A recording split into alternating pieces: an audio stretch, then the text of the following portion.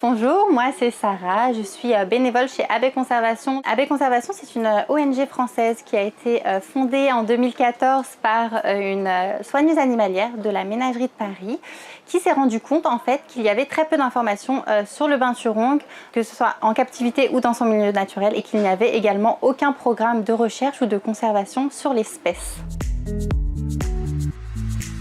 Le binturong, c'est un mammifère qu'on retrouve uniquement en Asie du Sud-Est, qui est arboricole, donc qui vit uniquement dans les arbres. Il essaye de descendre le moins possible au sol parce que du coup, il devient la proie de prédateurs tels que le tigre ou bien la panthère, le dhole, des choses comme ça. Classé omnivore, il va se nourrir à 80% de fruits. On le dit à tendance frugivore.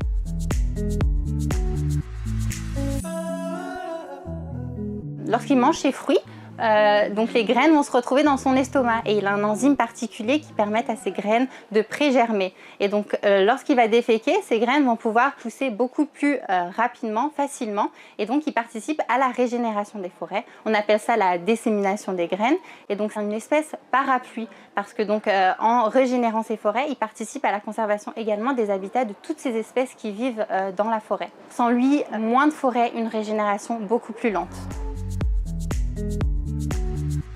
Classé vulnérable par l'IUCN, mais pas encore en danger critique car nous ne connaissons pas sa population exacte. On sait qu'il est menacé par différents enjeux, notamment la déforestation, qui est un enjeu important en Asie du Sud-Est. Il y a également le braconnage, qui est un fléau dans cette région du monde. Le binturong est braconné, que ce soit pour sa viande, pour sa fourrure, également pour la médecine traditionnelle asiatique, mais aussi pour en faire un animal de compagnie, notamment pour les collectionneurs d'animaux exotiques.